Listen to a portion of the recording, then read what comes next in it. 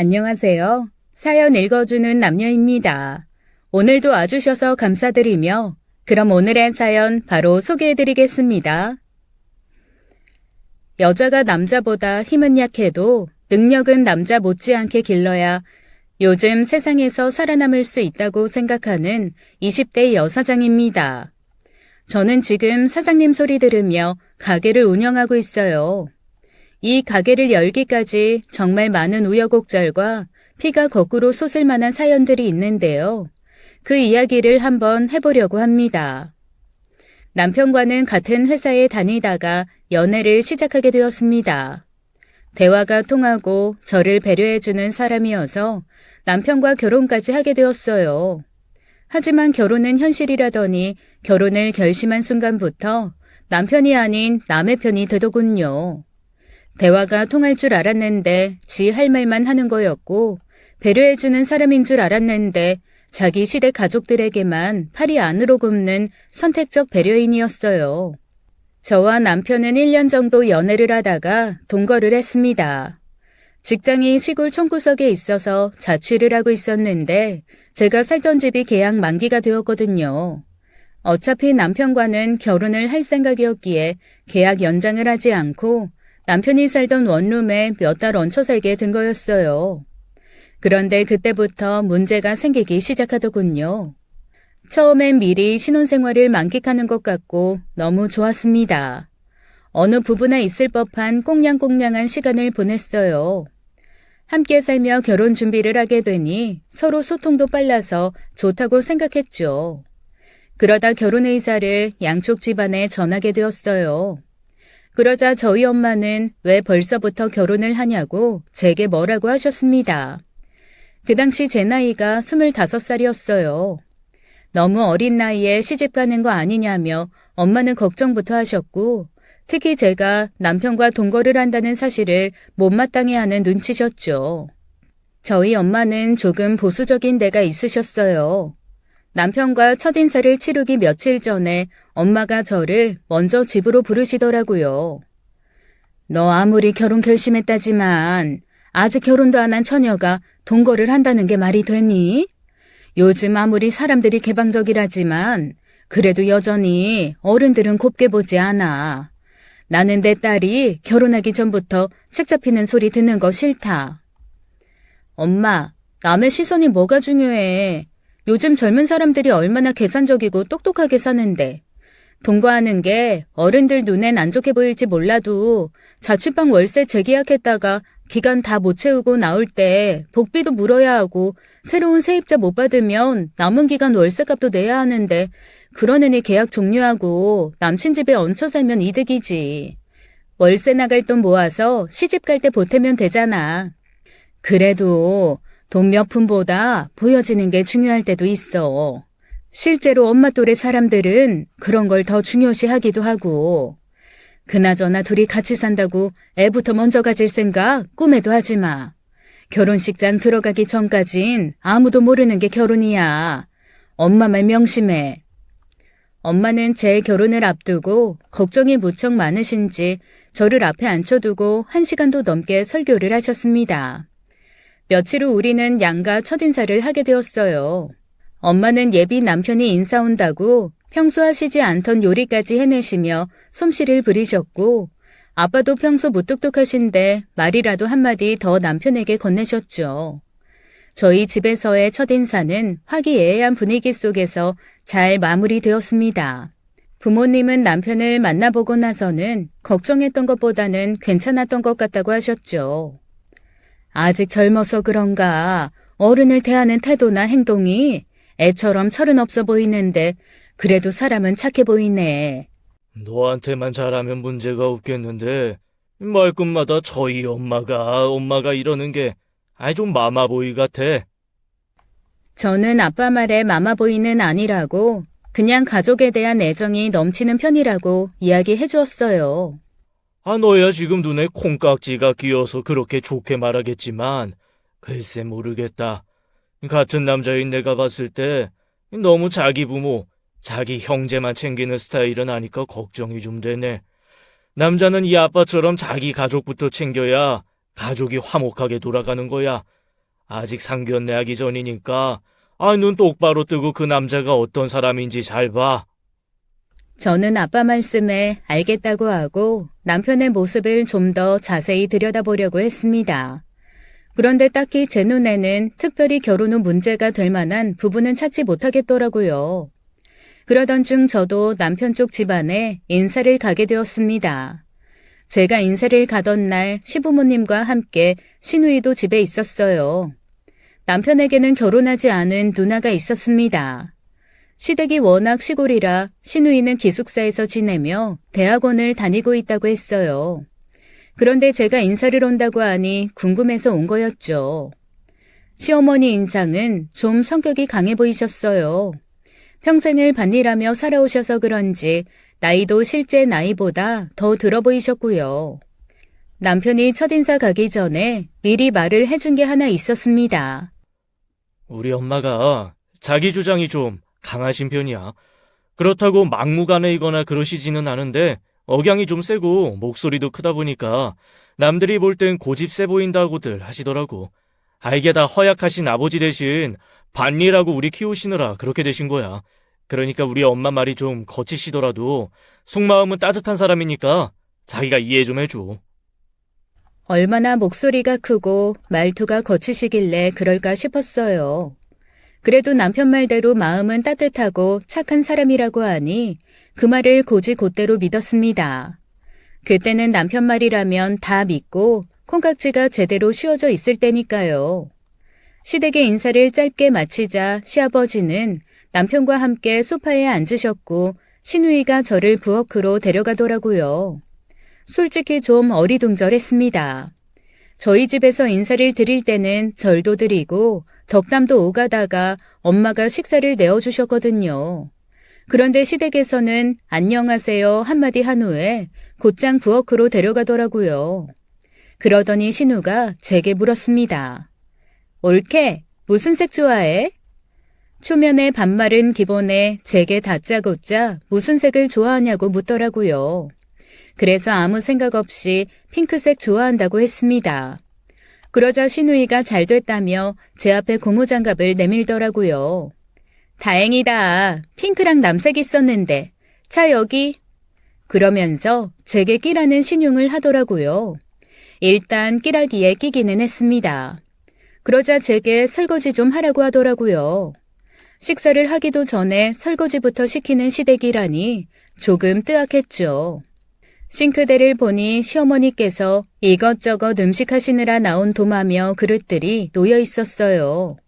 저는 좀 황당했지만 그래도 첫인사 자리에서 잘 보이려는 마음에 그 설거지들을 깨끗이 해냈습니다. 그랬더니 시어머니가 그러시더라고요. 나이가 어려서 손끝이 야무지지 못하면 어쩌나 걱정했는데 그래도 설거지하는 거 보니 앞으로 살림도 잘하겠네. 그러게 말이야. 나보다 싱크대 뒤처리도 더 깨끗하게 잘하는데? 이제 앞으로는 올케가 설거지 담당하면 되겠다. 잘한다는 칭찬 뒤에 숨은 뜻은 앞으로 설거지는 네가 다 하라는 뜻이었어요. 시어머니는 원래 첫인사부터 이런 걸 시킬 생각은 없었는데 생각보다 음식 준비가 늦어져서 어쩔 수 없이 제게 설거지를 시켰다며 너무 섭섭하게 생각하지 말라고 하더라고요. 그리고 또 한마디 덧붙이시는데 조금 황당했어요. 집에 가서 너희 엄마한테 시댁에 가자마자 설거지 했다는 소리는 하지 마라. 우리야 네가 살림 잘하는지 보려고 시킨 거지.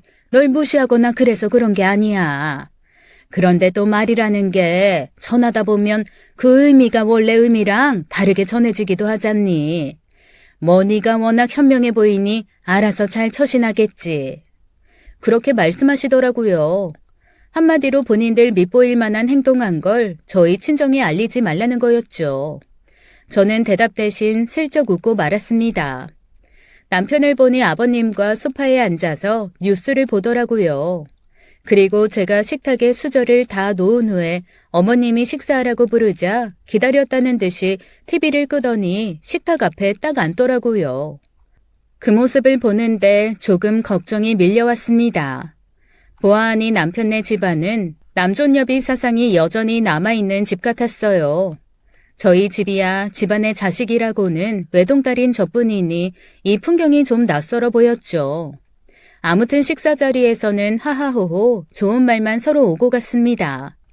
그리고 시어머니께서 제게 한 가지 물으셨어요. 너는 결혼하면 계속 일 다닐 거냐? 일단은 계속 다니려고요. 임신하기 전까지는요. 그랬더니 시어머니가 흡족해하는 표정을 지으며 제게 잘 생각했다고 하는 거예요. 사실 난 네가 결혼하자마자 일 그만둬도 좋다고 생각한다. 여자가 집에서 남편 내조하는 것도 중요하거든. 특히 밥을 잘 챙겨줘야 남자가 나가서 일도 잘 되고 밥심이 있어야 건강하게 사는 거야. 그러려면 네가 집에 있어야 되지 않겠니? 요즘에는 시어머니들이 아들만 일하면 며느리에게 등골 빼먹는다고 싫어하는 경우도 있다는데 우리 시어머니는 그 반대여서 나쁘지 않다고 생각했습니다. 그리고 저도 밥심으로 사는 사람이라 더 그 말에 동의했고요. 그런데 제게 일 그만두라는 이유가 사실은 따로 있었더라고요. 첫인사에 한번 보고 시어머니의 속마음까지 제가 읽을 재주는 없었어요.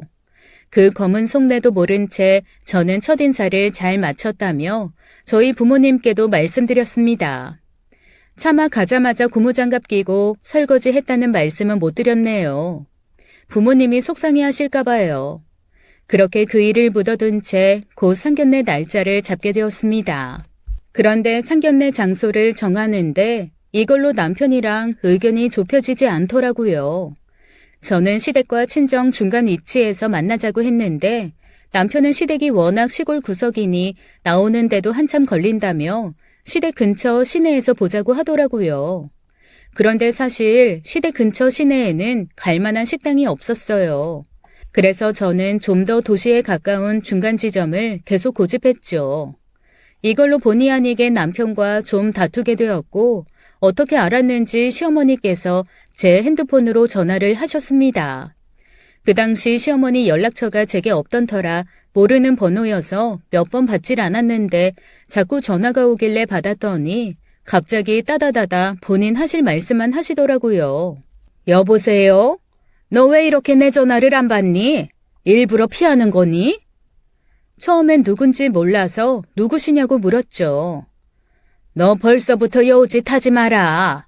내가 전화한 건 너희들 상견례 장소 기원이가 말한 식당에서 하라고 전화한 거야. 여우짓이라는 말에도 황당하고 놀라운데 다짜고짜 전화에서는 상견례 장소 자기 아들이 정한 데서 하라고 명령을 하시더라고요. 어머님, 거기는 장소도 외지고 저희 부모님 오시기도 너무 번거로운 장소예요. 상견례는 중간 지점에서 하는 게 어떨까 합니다. 제가 알아본 곳이 식사 후 차까지 나오는 곳이라서 말씀 나누시기도 편하실 거예요. 제가 거리 체크도 다 해봤는데 거기가 양가에서 딱 중간 지점이거든요. 그러니 서로 양보할 것도 없이 거기가 제격이에요. 가격 대비 음식평도 좋고요. 그러자 시어머니가 갑자기 버럭 하시더라고요. 내 아들이 말한 장소에서 하라면 하는 거지. 넌 뭐 이렇게 말대답이 길어. 너 우리 아들이랑 결혼해서 살려면 그 말부터 줄여라. 그러시고는 전화를 딱 끊더라고요. 너무 황당했어요. 이게 남편에게 말로만 듣던 어머님의 화법인가 싶어서 좀 놀라기도 했죠. 일단 남편에게 전화를 걸어 이 같은 상황을 얘기했더니 남편 반응이 좀 어이없었습니다. 자기야, 내가 말했잖아. 우리 엄마 좀 고집이 있으시다고. 결혼 전부터 우리 이런 사소한 걸로 싸우지 말자. 그냥 엄마가 시키는 대로 그 집에서 상견례 해. 그러면 모두가 다 편해지잖아. 정말 어이가 없었어요. 모두가 편해지는 게 아니라 남편과 시어머니 그리고 그 집 식구들만 편해지는 거겠죠. 남편의 말 속엔 저와 우리 친정 식구들에 대한 어떠한 배려도 보이지 않았어요. 그래서 서운한 마음이 들었죠. 저는 속상한 마음에 부모님께 상견례 장소 때문에 이런 일이 있었다고 말씀드렸습니다. 그러자 엄마가 이렇게 얘기하시더라고요. 요즘 농번기라 아무래도 너희 시댁 식구들이 많이 바쁜가 보다. 상견례 장소 그게 뭐라고 둘이 싸웠어. 별것도 아닌 걸 가지고. 상견례 장소는 조서방 말한 대로 거기서 하면 되니까 우리는 너무 신경 쓰지 마. 그리고 이제 둘이 부부가 되려면 서로 한 발씩 양보도 해야 되는 거야. 이번에는 우리가 양보해주자. 그럼 언젠간 나중에 너희 시댁에서도 양보하는 날이 오겠지. 그렇게 엄마와 아빠의 배려로 우리는 무사히 상견례 날을 맞이할 수 있었습니다. 상견례 날 신혼집이나 혼수 예물에 대해 논의하고 특별히 부딪히는 부분 없이 양가 부모님들이 얘기를 나누셨어요. 순탄하게 상견례가 흘러갔고 모든 얘기가 거의 마무리되었는데 시어머니가 뜬금없이 저희 부모님께 이상한 소리를 하시더라고요. 지혜가 동거하다가도 무슨 일만 있으면 친정집에 쪼르르 간다는데 너무 받아주지 마세요. 네? 그게 무슨 말씀이세요? 우리 아들이 야간에 일하는 날마다 무섭다면서 친정 갔다면서요. 제 남편이 주야로 근무하는 직업이에요. 저는 낮에만 근무를 하지만 남편은 낮과 밤이 거꾸로 바뀌어 일할 때도 있습니다. 그런데 남편 없이 혼자 원룸에 있던 날 밖에서 누가 자꾸 문도 두드리고 창문가에서 어슬렁거리길래 무서워서 남편이 야간에 일하는 날이면 친정에 가서 자곤 했어요. 그런데 그 사실을 시어머니가 어떻게 알고 얘기하는 건지 황당하더라고요. 아마도 남편이 미주알 고주알 얘기한 것 같았죠. 그러면서 시어머니가 한 번 더 저희 부모님 앞에서 저에게 이러시더라고요. 결혼해서도 그렇게 친정에 가면 나한테 아주 혼난다. 그렇게 말씀하시니 저희 부모님 얼굴에 웃음기가 싹 사라지셨어요. 우리 딸아이가 생각 없이 행동하는 아이는 아닙니다. 친정에 찾아왔을 정도면 다 이유가 있는 거겠죠. 조서방도 잘 새겨들어. 조서방도 결혼하는 순간부터 진짜 어른이 되는 거야. 결혼해서도 부부 일을 누구한테든 쪼르르 가서 얘기하면 마마보이 소리 듣는다네. 앞으로 결혼하면 처신 잘해. 안 그럼 나한테 아주 혼난다. 아빠가 일부러 시어머니 들으라는 듯 똑같은 억양으로 혼난다를 강조해서 말씀하셨습니다. 아빠가 그렇게 말씀하시자 시어머니 표정이 실쭉셀쭉해지더라고요. 시어머니도 기분이 상하셨는지 그 후로 말이 급격히 줄고 인사도 대충 하고는 가시더군요. 시어머니 태도에 남편은 어쩔 줄 몰라 하다가 시어머니를 따라 나갔어요. 집에 와서 아빠가 그러시더라고요. 너희 시어머니가 며느리 길을 잡아놓고 싶어서 그런 말 한 것 같은데 너무 휘둘리지 말라고요. 딱 칼돌이 기본만 하면서 살면 된다고 하셨죠. 엄마는 집에 와서도 여전히 기분이 안 좋아 보이셨어요. 그러더니 급기야 제게 이 결혼 다시 생각해보라고 하셨습니다. 사실 그 순간까지도 저는 남편에게 아직 사랑하는 마음이 남아있는 상태였어요. 그래서 엄마의 말에 마음이 불편했죠. 축복받으며 결혼하고 싶었는데 이제 엄마는 이 결혼을 반대하는 상황이었으니까요. 저는 이런 상황을 남편과 이야기했고 얘기를 들은 남편이 저희 친정집으로 달려왔습니다. 그리고는 저희 부모님께 정중하게 대신 사과를 하더라고요. 자신이 괜한 말을 전해서 이런 일을 만든 것 같다고 앞으로 주의하겠다고요. 그러면서 저희 부모님 마음을 풀어주려고 몇 시간이고 무릎 꿇고 앉아있다가 갔습니다. 그래서 이번 한 번은 그냥 넘어가기로 했어요. 남자가 중간에서 잘해야 집안이 잘 굴러가는 거야. 결혼하면 아내부터 잘 챙기게. 남편은 명심하겠다며 돌아갔고 그 후로 다행히 시어머니도 별 말씀 없으셨어요. 결혼 준비는 착착 진행되어 갔습니다.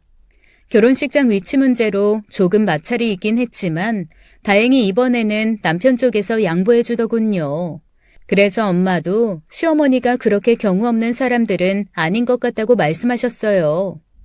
이제 신혼집 문제만 해결하면 되는 상황이었죠. 상견례 때 시아버지께서 신혼집은 남자인 남편 쪽에서 해줄 테니 걱정 말라고 큰 소리를 치셨기에 저는 남편만 믿고 기다리고 있었습니다. 그런데 결혼 날짜가 2달 정도 남았는데 아직도 신혼집에 대한 말씀이 없으신 거예요. 남편을 재촉해 물어보아도 아직 잘 모르겠다는 말만 하는 거였습니다. 저희 부모님은 안 되겠다 싶으셨는지 시댁에 전화를 넣었어요. 아이들 신혼집을 아직 못 정했는데 생각해 두신 바가 있으신가요? 네, 안 그래도 우리 바깥 양반이 이번 주에 애들 불러서 얘기하신다네요. 애들 직장 근처로 한 2억짜리 아파트 구해줄 생각입니다. 그 당시 원룸 보증금이 1,000만 원이었으니 2억짜리 아파트를 구해주신다는 건 저희에게 1억 9천 정도 돈을 해주신다는 말씀이었죠.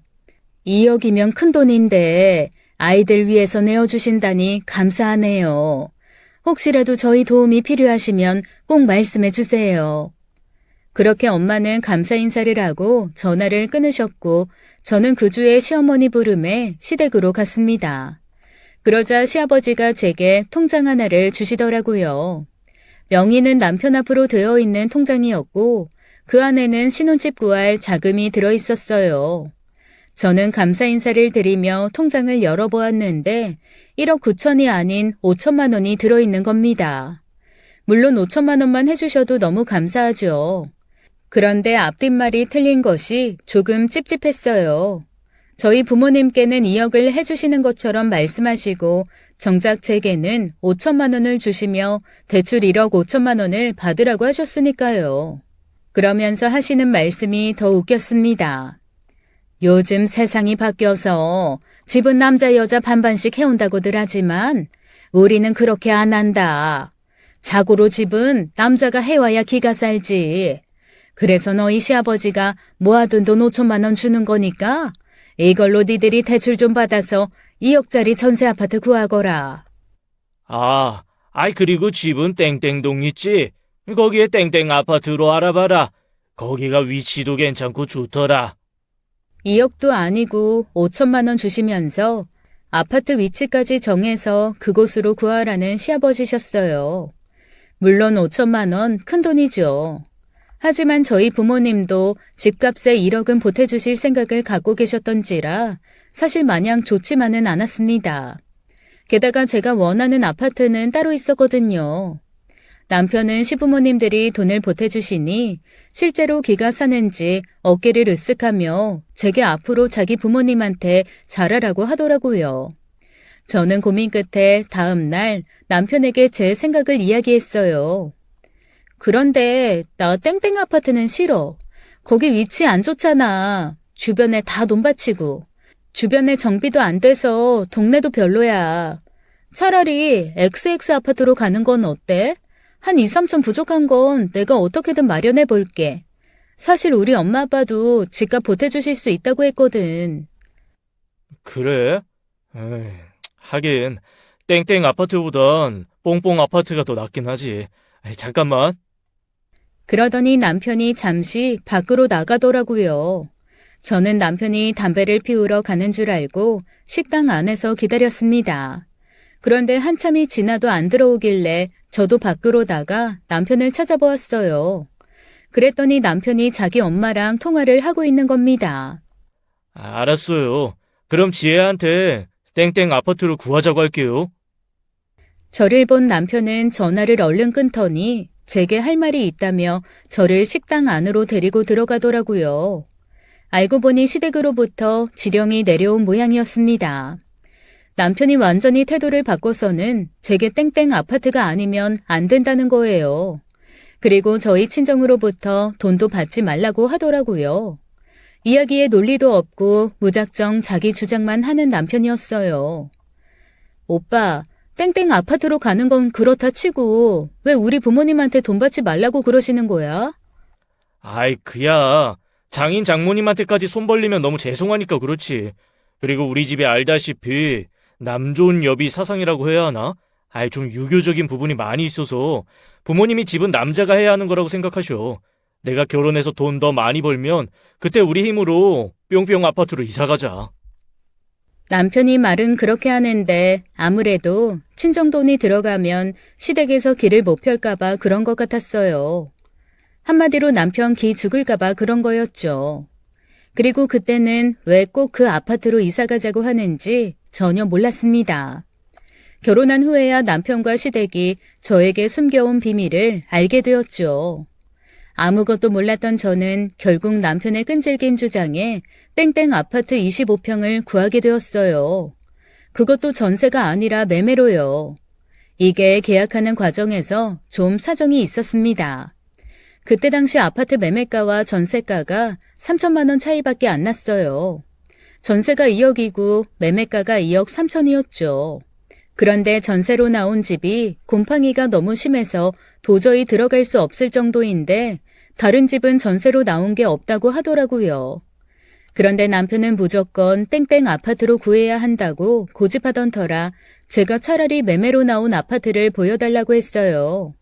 확실히 집주인이 살던 집이라 그런지 훨씬 관리도 잘 되어 있고 인테리어도 새로 한 지 2년밖에 안 되어서 신축처럼 예쁘더라고요. 남편도 그 집이 마음에 드는 눈치였고요. 모자란 3천만 원만 융통하면 되는 상황이었어요. 부모님께 말씀드리자 집을 매매해서 시작하는 것도 괜찮다며 3천만 원을 빌려주셨어요. 그리고 제가 모아둔 돈 2천만 원에 3천만 원을 더해서 5천만 원을 만들었죠. 남편은 처가댁돈 받으면 안 되는데 하면서도 그 집이 마음에 들었는지 자기 부모님께 비밀로 하자고 하고는 공동 명의로 매매하기로 했습니다. 시부모님이 주신 5천만 원에 제가 마련한 5천만 원을 더해서 1억을 만들고 나머지 1억 3천을 대출받으면 되는 상태였어요. 당연히 공동 명의로 진행하기로 했고 남편도 알겠다고 했습니다. 그런데 대출을 알아볼 시점이 되자 남편이 엉뚱한 소리를 하더라고요. 지혜야, 대출은 네 앞으로 받자. 응? 집은 꼭 남자가 해오는 거라면서. 게다가 우리 집에서 집값에 5천만 원 보태잖아. 그럼 대출은 오빠 앞으로 내야 되는 거 아니야? 나도 그러려고 했는데, 내가 신용등급이 낮아서 금리가 높아. 어차피 빌릴 돈인데 굳이 높은 금리로 이자 낼 필요 없잖아. 뭐 어차피 우리가 같이 벌어서 갚아나가야 하니까 누구 앞으로 대출 내도 상관은 없는데 대신 그럼 명의는 내 앞으로 해줘. 그럼 내 이름으로 대출 낼게. 남편은 알겠다며 얼른 그렇게 하자고 하더군요. 알고 보니 남편이 저를 만나기 전에 대출을 내서 주식을 했다가 망한 적이 있었나 봐요. 그래서 그 대출을 여전히 갚아나가는 중이라고 했습니다. 그리고 그 사실을 시부모님은 모르는 상태라며 비밀로 해달라고 하더라고요. 남편은 숨기는 것 없이 제게 남은 대출 금액을 보여주었어요. 한 3천만 원 정도 남았더라고요. 오빠, 결혼 후에는 주식 안 했으면 좋겠어. 솔직히 결혼할 남자가 대출 있다고 하면 어느 여자가 좋아하겠어. 알았어. 나 절대 주식 안 할게. 지혜야, 나 이해해줘서 정말 고마워. 내가 진짜 천사 같은 여자를 만난 것 같다. 남자가 결혼 전에 주식이나 투자 정도는 해볼 수 있고 그로 인해 대출 3천 정도 생긴 건 한 번쯤은 그럴 수 있다고 생각했어요. 대신 앞으로는 절대로 똑같은 실수하지 말라고 단도리를 하고 넘어갔죠. 아무튼 그래서 계약서 쓰는 날 명의를 제 명의로 바꾸고 대출도 제 이름으로 내게 되었습니다. 그렇게 제 아파트가 생겼다고 생각하니 좋더라고요. 생각보다 아파트 자체도 괜찮아서 나름 마음에 드는 집이었어요. 아파트 도배만 새로 하고 나서 한번 들린 후로는 회사 일이 바빠져서 가보질 못했습니다. 가구도 서둘러 예약해놔야 하는데 가구 보러 갈 시간도 없더라고요. 결혼이 한 달 정도 남은 시점에 시어머니께서 연락이 왔죠. 신혼집에 가구는 들여놨니? 아니요, 아직이요. 요즘 너무 바빠서요. 아직 가구점에 못 가봤어요. 너 그 집에는 몇 번 가봤니? 집 구할 때 한 번 보고 도배할 때 한 번이요. 나 같으면 집 해줬으면 좋아서 몇 번이고 들러봤을 것 같은데 넌 별로 좋지도 않은가 보다. 그런 게 아니라 요새 일이 바빠서 그런 거죠. 너 일만 하려면 내 아들이랑 왜 결혼했니? 네? 너무 황당해서 더 이상 대답할 말이 없더라고요. 그런데 더 황당한 건 시어머니가 자기 할 말만 하고 전화를 끄는 겁니다. 저는 너무 어이가 없어서 남편에게 이 이야기를 전했고 남편의 반응에 더 어이가 없었어요. 우리 엄마가 말을 좀 기분 나쁘게 하긴 했는데, 그래도 뭐 틀린 말은 아니지. 네가 요새 신혼살림도 안 알아보고 그 집 가보지도 않은 건 사실이잖아. 엄마가 그런 말 했지 뭐. 그래도 어머님이 간섭이 너무 심하신 거 아니야? 솔직히 신혼집을 사주신 것도 아니고 전세금 5천만 원 보태주신 건데 그걸로 유세 떠시는 것 같잖아. 게다가 그 집 사고 대출받은 것도 나고 진명의도 내 건데. 마음 같아서는 어머님이 주신 5천만 원도 돌려드리고 싶어. 남편은 제가 토라지자 말로만 밑도 끝도 없이 미안하다고 하며 이번 주에 같이 가구나 보러 가자고 하더라고요. 자기가 뭘 잘못했는지도 모르면서 미안하다, 잘못했다라고 말하는 남편이 더 꼴보기 싫었어요. 심드렁한 마음으로 가구를 보러 가게 되었고 예쁜 새 가구들을 보니 제 마음도 한결 풀렸습니다. 남편이 제 기분을 계속 맞춰주기도 했고요. 그렇게 말 많던 신혼집에 가구들이 채워져 갔고 이제 결혼식도 얼마 남지 않았어요. 그 시점에 제가 임신한 사실을 알게 되었죠. 누구보다 남편이 가장 기뻐했고 시댁에서도 제가 예상한 것보다 훨씬 좋아하시더라고요. 저희 엄마는 아직 결혼식장 들어가지도 않았는데 임신했다며 제 등짝을 때리셨지만요. 아무튼 임신 탓에 저는 신혼여행을 다녀와서 바로 일을 그만두게 되었습니다. 입덧이 너무 심했거든요. 그런데 제가 일을 그만뒀다는 소식을 들은 시어머니께서 전화가 오셔서는 입에 침이 마를 때까지 칭찬을 하시는 거예요. 이게 이 정도로 칭찬받을 만한 일은 아닌데 왜 저렇게 오버하시는지 조금 이상했죠. 아니나 다를까 다 이유가 있었더라고요. 지혜야, 너희 아파트 뒤쪽으로 다 논밭인 거 알지? 거기 경매 나온 땅이 있었는데 얼마 전에 그 땅 우리가 낙찰받았다. 땅을 사셨어요? 어머님 그럼 땅 부자 되셨네요. 축하드려요. 그래 고맙다. 그런데 그게 밭이야. 아, 밭이구나. 어머님 댁에서 저희 집까지 차로 1시간도 넘게 걸리는데 왜 여기에 밭을 사셨어요? 뭐 가끔 가서 물 주고 잡초 뽑아주면 되는 걸. 그리고 니들도 거기 있고. 저희요? 남편이랑 저는 농사일 해본 적도 없어서 도움도 안 되실 거예요. 게다가 저는 임신 중이잖아요. 누군 처음부터 농사 지어봐서 농사꾼 되니? 뭐 아무튼 거기 땅 관리 때문에 그러니까 이번 주말에 너희 집에 좀 가마. 너희 집에 손님 이불은 있지? 나는 순면 이불 아니면 못 덮으니까 참고하고.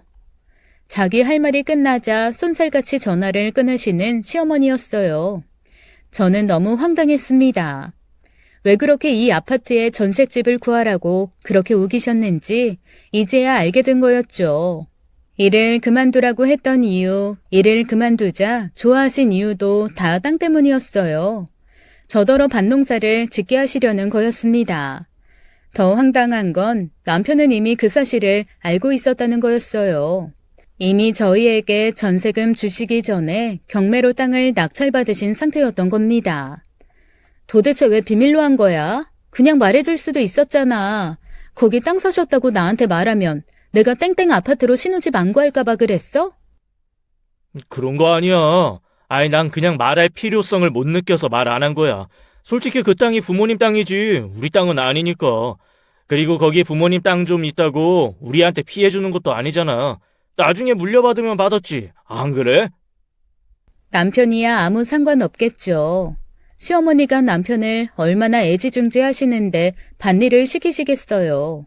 그런데 저는 시어머니의 애지중지하는 며느리가 아니라는 걸 잘 알기에 미리 걱정부터 되었습니다. 아니나 다를까 시부모님이 주말에 저희 아파트로 오셔서는 주말 내내 밭을 관리하시더라고요. 연세든 시부모님 두 분이 저렇게 땡볕에 나가 일하시는데 저희가 어떻게 가만히 앉아 있겠어요. 결국 저희도 나가서 밭일을 도왔습니다. 시어머니가 남편은 그늘막에 앉혀두고 계속 저만 데리고 다니시더라고요. 남편은 일을 하러 온 건지 피크닉을 하는 건지 먼 하늘만 보고 막걸리에 과자만 집어먹고 있었죠. 반면 저는 하루 종일 쉬지도 못하고 임신한 몸으로 밭일을 도와야 했어요. 너무 무리를 했는지 밑이 빠질 것처럼 아팠습니다. 이러다 애 떨어지는 건 아닌가 걱정되기까지 했죠. 그래서 남편에게 몸이 좀 안 좋다고 말을 했더니 시어머니가 한마디 하시더군요. 얘는 무슨 엄살이 그렇게 심해. 나는 네 남편이랑 시누이 임신하고도 밭일에 과수원 일에 안 해본 일이 없었다. 애 낳고 나서는 애 없고 하루 종일 일도 했어. 어머님은 노비가 체질이신가 보죠. 라고 마음속으로 되뇌면서 시어머니가 뭐라고 하던 말던 집으로 가서 일단 누웠습니다. 좀 누워있으니 한결 낫더라고요. 저는 안방에 누워있고 남편과 시부모님은 거실에 있었는데 자기들끼리 뭐라 하더니 나가는 소리가 들리더라고요. 제가 방 안에 누워있다가 남편에게 문자를 보냈어요. 어디가? 그러자 남편에게 답장이 오더군요. 우리 저녁 먹으러. 나는? 아프다며. 그냥 누워있어. 하루 온종일 일은 시켜놓고 밥 먹을 땐 쏙 빼고 나가는데 얼마나 얄미운지요. 먹는 걸로 치사하게 나오니 속이 너무 상했습니다. 어차피 임신 초기라 입덧이 심해서 아무거나 잘 먹지도 못했던 터라 남편에게 올 때 아무 과일이나 좀 사다 달라고 했어요. 남편이 집에 들어오는데 장을 한 바구니 봐왔더라고요. 그래서 이 사람이 그래도 내 생각하느라 과일을 이것저것 많이 사왔나 보다 했습니다. 그런데 남편이 이러더라고요. 엄마가 내일 해물탕 드시고 싶대. 내가 장 봐왔으니까 당신이 내일 해물탕 좀 끓여. 뭐? 나 입덧 심해서 해물 냄새 못 맡아. 그런데 내 과일은? 아, 맞다. 깜빡했네. 미안. 너무 자기 식구만 챙기는 모습에 정남이가 떨어지더라고요. 그런데 남편은 한술 더 떠서 제게 빨래집게 하나를 주었습니다. 이건 왜 줘? 이걸로 코 막고서 요리하면 좀 괜찮을 것 같아서. 우리가 부모님이랑 가까이 사는 것도 아니고 이럴 때 아니면 언제 효도하겠어. 당신도 이럴 때 점수 따는 거지. 좀 힘들겠지만 내일 아침에 일어나서 밥 좀 차려봐. 나도 옆에서 거들게. 그럼 부모님도 당신 진짜 예뻐하실 거야. 속으로는 한숨이 수백 번 나왔지만 저도 시부모님께 잘 보이고 잘 지내보고 싶은 마음에 무리해서 아침 식사를 준비하기 시작했습니다. 새벽 6시에 일어나 밥을 짓고 요리를 했어요. 꽃게 해물탕에 기름 잘잘 흐르는 쌀밥이 식탁에 올라갔습니다. 제가 봐도 초보 주부치고는 근사한 아침상을 차렸더라고요. 나름 뿌듯한 기분도 들었죠. 그런데 시부모님 두 분은 고맙다라는 말 한마디 없이 먹자 한마디 하시고는 괴골스럽게 음식을 모두 비우시더라고요. 고맙다는 말은커녕 맛있다, 잘했다 이런 칭찬 한마디도 없었습니다. 게다가 다 드시고는 치워라 한마디 하시고 일어서시더라고요. 참 무정한 건지 무식한 건지 모르겠는 시부모님이었습니다. 혼자 속으로 표현을 잘 안 하시는 거겠지라고 생각하며 위안을 삼았어요. 아무튼 그런 일이 그 후로도 몇 번 더 일어났습니다. 땅을 핑계로 시누이까지 동원해서 주말마다 아들 집에 놀러오는 시댁 식구들이었어요. 그 와중에 남편은 집들이를 하겠다고 해서 주말마다 쉴 새 없이 음식을 해야 했습니다. 그런데 남편 친구들이 도통 집에 갈 생각들을 안 하더라고요. 저는 너무 피곤해서 방에 누워 있었는데 새벽 4시까지 떠들어대는 남편 친구들 때문에 잠도 한숨 못 잤습니다. 거의 아침 7시가 되어서야 집으로 돌아들 가는데 참 대단들하다 싶었죠. 당신 친구들은 눈이 없나 봐. 아니면 뇌가 없거나. 뭔 소리야? 임신 중인 마누라 있는 거 알고서도 아침 7시까지 집들이하고 가잖아. 눈 아니면 뇌 둘 중에 하나는 없겠지. 제가 비아냥대며 이야기하자 남편은 제게 임신한 걸로 유세 떠냐고 자기 집에 처음 놀러온 친구들한테 그런 식으로 말하지 말라고 하더라고요. 내 친구들이 얼마나 착한데 그딴 식으로 말하냐? 솔직히 내 친구들이 너 힘들까봐 먹고 논 거 다 치우고 갔어. 알아? 정말 착하면 밤 12시 되기 전에 일찍 갔겠지. 이걸로 투닥거리다가 결국 일주일간 냉전이 되었는데 하필 그때 배뭉침이 생겨서 병원에 갔더니 조산기가 있다고 하더라고요. 서서 집안일 많이 해요? 라고 의사가 묻는데 남편이 제 눈치를 살살 보더군요. 결국 남편이 제게 미안하다고 사과하고 한 몇 주간은 시부모님 집에 못 오시게 핑계도 대주었습니다. 신혼 초부터 툭탁거리며 지내다 보니 어느새 임신 6개월에 접어들었죠. 그런데 어느 날 어머님께 전화가 왔습니다. 지혜야, 이번 주에 네 시누이가 졸업식인데 내가 밭일 때문에 못 가볼 것 같네. 이걸 어쩌면 좋니? 아, 형님 졸업하세요? 그래. 그런데 내가 지금은 밭일 때문에 못 가서 큰일이네. 내가 안 가면 많이 서운해할 텐데 꽃다발 줄 사람도 없고 말이야. 그래서 말인데 네가 좀 다녀오는 게 어떻겠니? 우리 중에 일 안 하고 집에 있는 사람 너밖에 없어서 부탁할 사람이 너뿐이다. 네, 알겠어요. 제가 꽃다발이랑 선물 사가지고 갈게요. 그래도 형님이 오랜 기간 공부를 끝내고 졸업을 한다는데 제가 이 정도는 해줄 수 있는 일이라고 생각했습니다. 비록 편도 3시간 반이나 걸리는 버스를 타야 했지만요.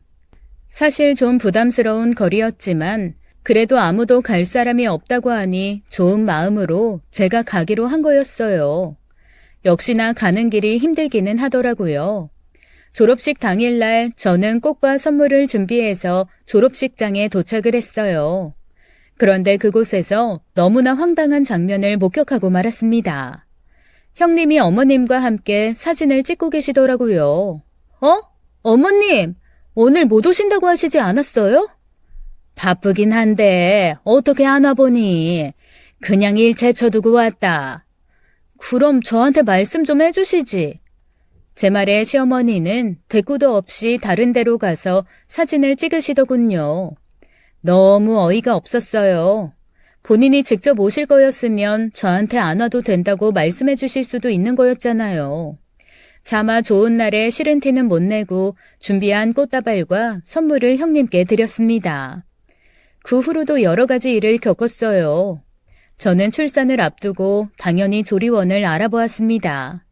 겨우 2주 동안 있는 건데도 300만 원이 넘기도 하고 꽤 비싸더라고요. 그나마 저희가 있는 지역은 지방이어서 그런지 200만 원대이긴 했어요. 땡땡 조리원 250만 원이래. 근데 그걸 나한테 왜 얘기하는 거야? 어? 조리원 가야 되니까. 지혜야, 내 한 달 월급이 250만 원이야. 그런데 2주 동안 조리원에 있는데 그 돈을 다 쓴다고 생각해봐라. 너는 그 돈 안 아까워? 아깝지. 그래도 나 몸이 약한 편이라 절대로 혼자서는 애 못 봐. 산후 도우미 쓴다고 해도 결국엔 밤엔 내가 애 봐야 하잖아. 그렇다고 오빠가 애 봐줄 수도 없잖아. 야간 근무할 때도 많은데. 그래서 내가 우리 엄마한테 말해놨어. 우리 엄마도 고맙게도 너 산후조리 해준다니까 그렇게 알고 있어. 그리고 행여나 우리 부모님 앞에서 조리원 얘기 꺼내지도 마. 시골 분들이라 고지식하셔서 뒤집어지셔. 사실 시어머니가 몸조리 해주는 거 좋아할 며느리가 어디 있겠어요. 그렇다고 멀리 사시는 친정 부모님을 부를 수도 없는 일이었죠. 저희 부모님 2분 다 맞벌이셨거든요. 저는 남편에게 시어머니 산후조리 받고 싶지는 않다고 얘기를 했습니다. 남편은 제게 사치스러운 여자 같다며 저를 비난했고 저는 속상해서 엄마와 전화 통화 중에 이런 사실을 이야기하게 되었죠. 모든 얘기를 다 들으신 엄마는 이렇게 말씀하셨어요. 나 참, 남들은 시댁에서 다들 조리원비 해준다 그러는데 너희 시댁은 대체 뭐니? 하물며 시댁에서 못 해주면 남편이 나서서 조리원 예약해줘야 정상이지. 도대체 너희 집 식구들은 어쩜 그렇게 며느리 알기를 우습게 한다니? 조리원비 엄마가 대줄 테니까 걱정하지 마. 자기 자식 귀한 줄 알면 남의 자식도 귀한 줄 알아야지. 그렇게 말씀하신 엄마는 전화를 끊자마자 제게 500만 원을 보내주셨습니다. 그런데 며칠 후 시어머니한테서 전화가 왔어요. 너 조리원 어떻게 할 거니? 저희 엄마가 조리원 보내주신대요. 이미 예약도 했어요. 친정엄마가? 아유, 돈 아까운 줄 모르네. 원래 그렇게 사치스러우시니? 그 돈 차라리 나 줘라. 몸조리는 내가 해줄 테니까. 시어머니는 갈수록 참 말을 밉상으로 하시더군요. 결혼 전에 남편이 시어머니가 말 억양이 세다는 등 어쩌고 했는데 겪어보니 억양 문제가 아니라 인성이 삐뚤어져서 말도 밉상으로 나오는 거더라고요. 저는 굳고 싫다고 반대를 했고 이미 예약을 해서 안 된다고 했어요. 그러자 시어머니는 제게 남편 말 무시하고 시어른 말 안 듣는다고 노발대발 하시더라고요. 그리고는 급기야 제가 예약한 조리원에 찾아가서는 환불해달라고 난리를 피우셨어요. 조리원 원장님이 전화가 와서는 시어머니가 예약금 환불해달라고 하도 난리를 치신다고 환불해드리냐고 저한테 묻더라고요. 도대체 왜 저러시는지 이해가 가질 않았죠. 저는 절대로 환불해주지 말라고 하고 계속 시어머니가 막무가내로 나오면 영업방해죄로 경찰에 신고하라고 했습니다. 그리고 전화를 끊고 전원을 꺼놓았어요. 몇 시간쯤 지나서 전원을 켜자 여러 통의 전화와 문자가 와 있더군요. 문자를 확인하는 순간 남편이 집으로 들어왔습니다. 신발을 마구 벗어던지고는 들어오자마자 제게 소리를 치더라고요. 야, 너 때문에 우리 엄마 경찰서에 잡혀갔잖아. 너 도대체 우리 엄마한테 왜 그러냐? 보아하니 조사 마치고 시어머니를 집에 모셔다 드리고 온 모양이었어요. 저는 제게 따지고 드는 남편에게 오늘 왜 시어머니가 경찰서에 잡혀갔는지에 대해 아주 논리적으로 이야기해 주었습니다. 그러자 남편은 제게 딱 한마디 하더군요. 가만 보면 너도 또라이 같다. 뭐? 또라이? 솔직히 네가 우리 엄마 앞에서 고분고분 내내 한 적 있어? 그럼 이게 지금 내 탓이라는 거야? 오빠야말로 사리분별 분명히 해. 또라이같이 행동한 건 내가 아니라 어머님이야. 그 순간 눈앞에 불빛이 번쩍하더군요. 남편이 제 뺨을 때린 거였습니다. 남편은 그대로 집을 나가버렸고 저는 황당하고 분한 마음에 눈물이 흘렀어요. 잘못은 시어머니가 전부 다 했는데 화살은 왜 모두 저에게 꽂히는지 모르겠더군요. 저도 속상한 마음에 친정에 가 있으려고 가방을 싸는데 갑자기 양수가 터졌습니다. 놀란 마음에 남편에게 전화를 걸어보았지만 받지 않았어요. 결국 저 혼자 구급차를 불러 병원으로 향했고 가는 중에 부모님께 연락을 드려 병원으로 오시라고 했습니다. 저는 제 주변에 아무도 없는 상태로 진통을 시작했어요. 출산의 고통도 고통이지만 그 와중에 남의 편 자식이 미워서 마음까지 아프더라고요. 몸과 마음이 너덜너덜한 채로 출산하게 되었고 아주 기뻐야 할 날이 기쁨 반 슬픔 반인 날이 되어버렸죠. 다행히 아기를 낳기 직전 부모님이 도착하셔서 제 곁을 지켜주셨어요. 엄마는 조서방 어딨냐고 찾으셨는데 차마 얘기도 못하겠더라고요. 얘기하다가 눈물이 펑펑 쏟아질 것 같았거든요.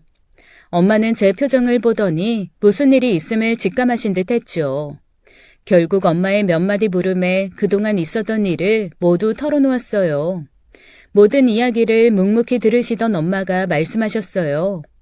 아기를 낳았으면 시댁에 연락은 해야지. 엄마가 연락하고 올게. 엄마가 통화하시느라 나갔다가 금방 들어오셨는데 엄마 표정이 좋지 않으셨어요. 그리고는 제게 이렇게 말씀하시더군요. 지혜야, 조리원 갔다가 2주 후에 엄마 집으로 들어와. 엄마가 산후조리 해줄 테니까. 아마도 시어머니가 안 좋은 소리를 하신 듯 했습니다. 어떤 말을 하셨는지는 모르겠지만 엄마 기분이 꽤 상하신 듯 했어요. 나중에 아빠를 따로 불러내 이야기를 나누셨는데 아빠 또한 표정이 안 좋으셨죠. 알고 보니 시어머니가 저희 엄마에게 이렇게 말했다네요. 도대체 자식 교육을 어떻게 시켰길래 애가 그 모양입니까? 시어른 무서운 줄 모르고 경찰서에 신고해라 마라. 내가 아주 살다 이런 며느리 볼 줄은 상상도 못했네요. 그 말을 들은 엄마가 속에 열불이 확 나시더래요. 저희 엄마 성격이 원래 남에게 모진 소리 못하시는 성격이세요. 세상 순한 양 같은 엄마가 저희 시어머니께 그 말을 들은 순간 머릿속 끈 같은 게 딱 끊기시더랍니다. 그리고 막 받아치셨다네요. 누가 할 소리? 내 딸 내 돈으로 조리원 보내겠다는데 그걸 못하게 하려고 조리원에 찾아가서 돈을 내놓으라 마라 하는 건 잘한 겁니까? 막말로 그게 안 싸돈 돈도 아니잖아요. 솔직히 사돈 처녀가 애 낳았으면 그렇게 하겠어요? 그러자 시어머니는 앞으로 며느리 자기 아들 집에 들일 생각 없으니 애 낳고 들어올 생각도 하지 말라고 했다네요. 그래서 저희 엄마 표정이 그렇게 안 좋으셨던 거였어요. 엄마는 제게 말씀하셨습니다. 지혜야, 엄마가 나서서 네 결혼 생활 망친 것 같아서 미안하지만 도저히 널 그런 집안 식구로 살게 하고 싶지가 않아. 엄마는 너 그런 대접 받을 만큼 못나게 키우지 않았어. 그래도 엄마가 미안해. 아니야, 엄마. 잘했어. 지금 조서방 하는 짓도 봐봐. 내가 애 낳았다고 연락했는데도 와보지도 않잖아. 결국 나랑 우리 애기보다 자기 부모가 중요한 사람인 거니까 다시 그 집 아들로 살라고 반품할래. 엄마 말처럼 나 귀하게 자랐잖아. 이런 대접 받으면서 살면 내가 엄마 딸이 아니지. 아기를 낳고 퇴원하는 날까지 남편은 코빼기도 보이지 않았고 연락 한 통 없었습니다. 저는 조리원에 들어가서 2주간의 시간을 보내게 되었어요. 그러던 중 남편이 저 몰래 조리원에 와서 아기만 보고 갔다는 사실을 알게 되었습니다. 괘씸한 마음도 들었지만 한편으로는 자기 자식에 대한 애정은 있나 보다 싶어서 다행이란 생각도 들더군요. 어차피 남편과는 끝낼 테지만 제가 남편과 끝낸다고 아이와 남편의 천륜이 끊어지는 건 아니니까요. 그 후 저는 친정으로 가게 되었어요. 친정에 가기 전에 신혼집에 잠시 들러 짐을 챙겼습니다. 집에 가보니 집안 꼴은 엉망이고 남편도 보이질 않았어요. 친정에서 지내는 동안에도 남편은 연락이 없었습니다. 저는 이혼을 진행하게 되었어요. 아기를 낳자마자 이혼이라니 제 처지가 너무 처량했지만 이대로 참고 살기엔 제 인생이 너무나 아까웠습니다. 합의 이혼하자는 말에 남편이 연락이 오더군요. 뭘 잘했다고 이혼이야? 소방 맞은 짓은 네가 다 해놓고 합의 이혼? 그래 해줄게. 대신 네가 유책 배우자니까 위자료 5천 내놔. 안 그럼 양육권 못 가질 줄 알아? 웃기시네. 자기가 유책인 줄도 모르고 뭐라고 떠드는 거야? 법원이 너 같은 놈한테 양육권 줄 줄 알아? 다 필요 없고 합의하기 싫으면 그냥 법대로 해. 그러자 남편이 5천만 원만 주면 깔끔하게 전부 다 포기하겠다는 겁니다. 도대체 왜 저렇게 5천만 원에 집착하는 건지 이상할 지경이었죠. 부모님께 이야기를 전하자 아빠가 그러시더라고요. 그럼 그 5천만 원 그냥 줘라. 대신 그 아파트에 들어간 네 시댁 준 돈 5천만 원 갚는 명목으로 하자고 해. 집 구할 때 시댁에서 남편에게 5천만 원 주고 남편이 매도인에게 5천만 원을 건넨 내역이 있으니 5천만 원을 제가 남편에게 주고 집 명의를 깔끔하게 제 앞으로 하라는 거였어요. 이미 명의는 제 거로 되어 있었지만 재산 분할할 때 남편이 집 살 때 투자한 돈만큼 나눠야 할 수도 있다고요. 어차피 내줘야 하는 돈이면 합의 이혼하고 양육권 가져오는 조건으로 5천만 원 주라는 거였죠. 저는 남편에게 그대로 말해주었습니다. 남편은 별로 깊이 고민도 안 하고 그러겠다고 하더군요. 저는 남편에게 따로 영수증까지 받았어요. 그리고 합의 이혼을 하게 되었습니다. 나중에 집이 제 명의로 되어 있는 걸 보고 시어머니가 사기로 고소를 한다는 둥 말도 안 되는 소리를 하셨어요. 그리고 자기 아들에게 제게서 받은 5천만 원을 내놓으라고 했는데 그 돈이 오리무중이 된 거였습니다. 알고 보니 남편이 주식으로 빚진 돈 갚고서 남은 돈으로 주식을 했던 거였어요. 많이 벌었으면 배 아팠겠지만 본 실력이 어디 가나요. 결국엔 똑같이 또 말아먹은 모양이었어요. 그래서 시어머니는 알아두우셨다고 합니다. 시누이가 나중에 전화와서 저 때문에 자기 엄마 병났으니 책임지라고 헛소리를 하길래 알게 되었죠. 그런데 더 대박인 건 그 후였어요. 남편과 이혼하고 그 집은 전세를 주었는데 나중에 아파트 값이 뛰면서 제가 산 가격보다 2배나 값이 올랐습니다. 그런데 시댁은 값이 오르기 전에 땅을 팔아서 손해를 엄청나게 보게 되었죠. 땅을 판 이유도 참 시어머니다웠어요. 제 아파트 옆에 붙어 있으면 땅 기운이 안 좋다나 뭐라나 그러시더니 땅을 파신 거였습니다. 솔직히 그 땅 관리하러 오며 갈 때 머무를 곳 없으니 그러신 거 뻔히 아는데 제 핑계를 대신 거였죠. 애초에 절 농사꾼으로 삼으려고 산 땅이기도 했고요. 마음을 못 되겠으니 그런 결과를 얻은 게 아닐까 싶습니다. 아무튼 저는 값이 올랐을 때 아파트를 팔고 그 돈을 보태서 부모님과 더 큰 집으로 이사를 갔어요. 그리고 작은 카페를 열었는데 그 카페가 잘 되면서 사장님 소리 들으며 아기를 키우고 있습니다. 지금은 지난 일 다 정리되고 행복하게 살고 있어요. 남의 편 놈은 면접 교섭날이 되어도 지 자식 보러 오지도 않더군요. 차라리 잘 되었다는 생각이 들어요. 완전히 인연을 끊어낼 수 있으니까요. 배려심 많은 남자인 줄 알았던 남편이 선택적 배려인이었다는 사실에 학을 떼고 이혼한 저의 한풀이 사연이었습니다. 옆에서 늘 든든하게 버팀목이 되어주시는 부모님께 늘 감사하고 죄송하다는 말씀 드리고 싶네요.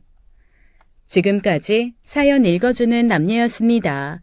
끝까지 시청해주신 여러분 감사드리며 저희는 다음 사연으로 돌아올게요. 감사합니다.